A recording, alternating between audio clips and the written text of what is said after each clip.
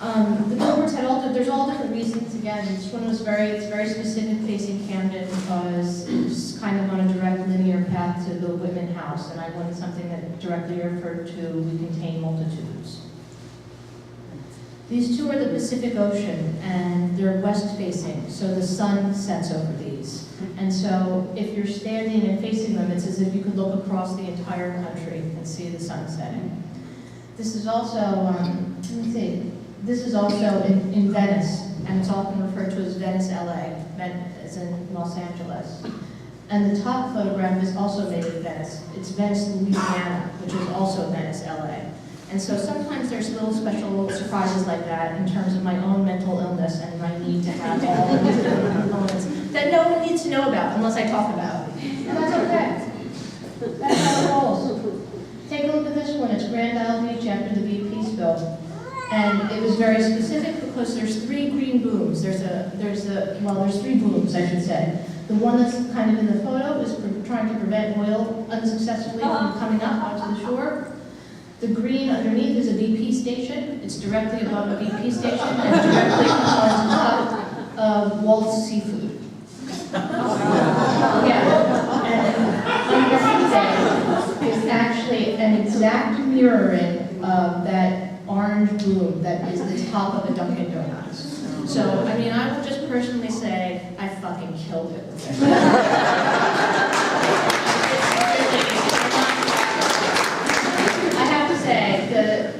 The idea that it would be both a BP station and a seafood restaurant was just so remarkable. Well, one of the things about that, I really have a lot, I got a lot of joy from is that I worked with Clear Channel, who I had always thought of as like a Halliburton, and you know, the kind of the worst ever. And not only did they offer that most of these billboards are donated, more than 40 were donated by Clear Channel. And the images are not easy. And it was, when I said this is the one that I want at Cotton Circle, and Oxford Circle, and this is the reason why. There was no flinching. They said absolutely, and that was it. And it was one of the several that they offered to donate. Here's the full image. This is another one that on the left-hand side is from Grand Isle, Louisiana, after the BP catastrophe. On the right-hand side is the back of the homes that had been substandardly reconstructed after the move bombing. It faces West Philadelphia, so if you could walk from 30th Street Station where they are to where the move homes are. And there's a much longer story about the move debacle, and it's a very painful story for Philadelphia, for everyone, but for Philadelphia, about what had happened with these homes. Again, you don't have to know it unless I'm telling, but it's also something that I think is able to kind of prompt enough discussion and thought for people to kind of get a sense of what they can make their own decision as to why those two are together. This is one that I also considered a billboard. It's a photograph it's one of my earlier photographs, and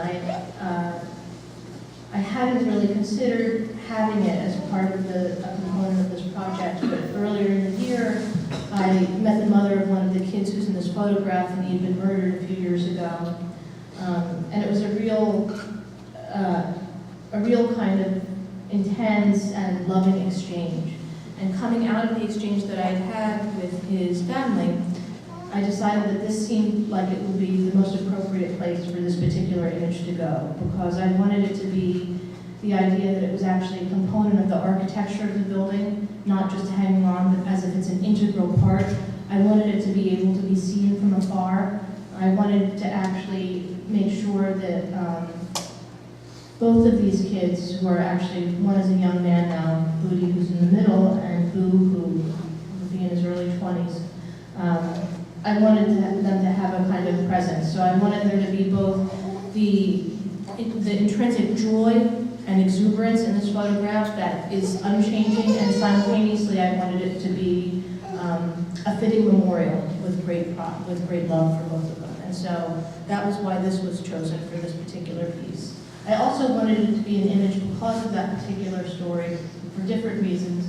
I wanted it to be the image that people have to walk through to get into the museum. They have to move through this particular image. And also, it's not a print in the show. It's very specific. So if you want to see this image, you have to leave the museum to see it. I felt that it could be a little fetishized in some ways if it was a print. And in this way, it manages to kind of convey, I think, a larger story about Philadelphia and a larger story about the complexity of our lives in the city and the complexity of all of our lives with great pain and joy simultaneously. All right, this one's real good. Take it up on the left. It's a truck in West Philly that says, "Take a new look," that's actually been obscured with paint. You can't see it unless you're a pedestrian or stopped at the light. But if you're driving on 676, you see nothing at all. And not only that, you can barely understand what's happening with this woman. You don't know whether she's screaming or she's laughing or what's happening. So it's intended for both traffic and for pedestrians. Oh, here's a kid in Brighton. Oh, take a look at this. This is one that was a little bit of a battle with the curator. He's still a little on the fence about it. I am not. And here's why, because this is really good. This one is actually this, which is the stairs of the Philadelphia Museum of Art, but it's actually being used for sledding. And it's not being used, you're not able to walk up the steps. It was like you could circumvent kind of the stairs that come down and slide on a piece of cardboard. And so, besides being an image that I find very beautiful, because that's kind of my style, this particular kind of image. It was one that talks about the idea of inaccessibility, of transcendence and reuse and repurposing of space. And so this is specifically directly above I-95 where the show was. So, and again, when you're driving by it, it generally looks just like white noise, as if the billboard has been taken down. And part of the purpose is that it's actually a very specific image with a specific reason, and there's no need to have any more visual clutter amidst the movement along I-95. It's to prevent more oversaturation, and it's actually there to be a respite in some ways. So there's a lot of different reasons why that was there. This is the last one, stay alive. And you move around the whole city and you just come back to South Philly, it's like Washington. So I could keep going on and on. Let me see if there's anything else that I need to talk about besides that. Look at all these things. Oh, look, Mom, you saw this guy just recently at Target. Here's Mickey. I'm going to go with this. This little story. This is an image that became a very important image to me. It's one that I really like very, very much. And it's an image that really, especially kind of towards the end of the Bush era, was one of the stronger images in how I wanted to talk about this particular moment in the United States. So this one became a really important image.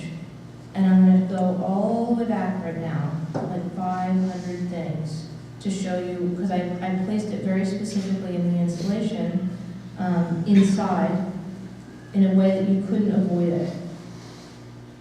And so where it is, right here,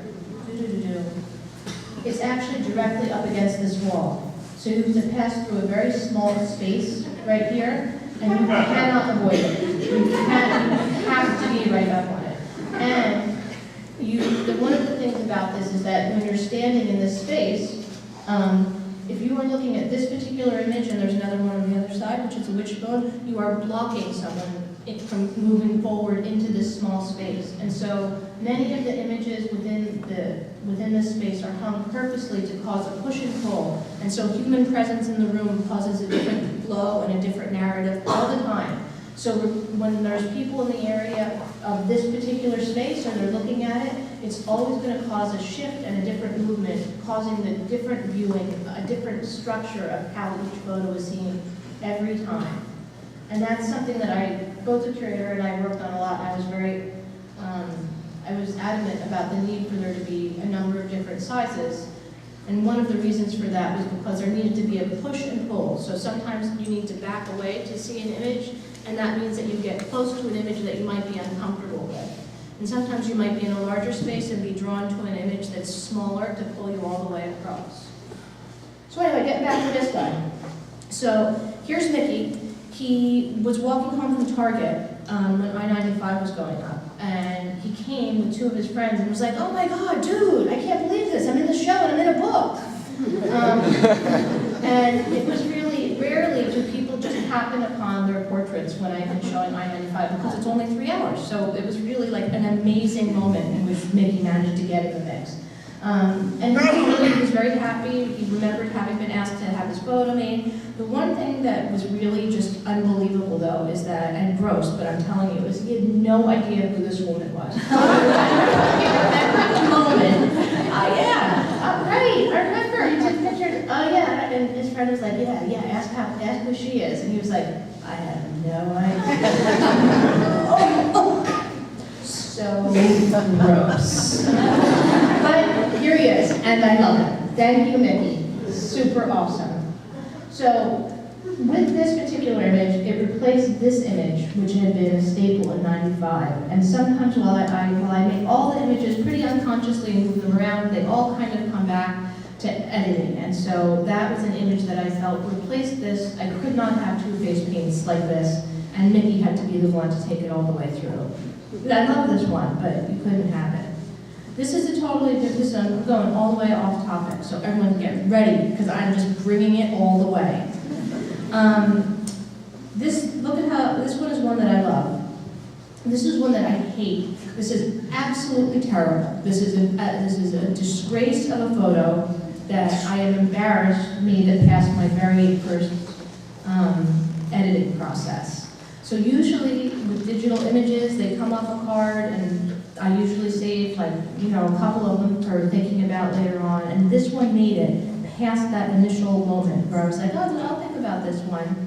And then the next day I saw it and I was like, oh my God, what is wrong with me? This is horrible. I hate it. It's just a terrible, terrible photo.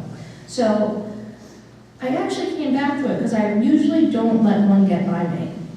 And this one did, and I was like, well, what, first of all, I find it so repellent, I can barely look at it. And I'm not even kidding, but I love this photo. I think this photo has a number of strong components, and there's a lot of different reasons, and I began to feel like, well, what is it that's making me so nuts about this photo? What is it that makes me hate it so much? And so angry at myself that I managed to kind of include it in my work. And I don't know. I mean, I know it's not a strong photo. I know there's a couple different reasons that I can kind of pull out. But to be honest, when I'm thinking about a portrait, there is not an answer. There is no answer for me as to why. There's no quantifiable answer. Why is this terrible and why is this good? I don't know. I really have no idea. And I thought about it an awful lot and decided that there's technical, there's intellectual, there's kind of easy to understand emotive responses to portraiture, and yet sometimes there's just the intangible, which is what seems to hold it up the most.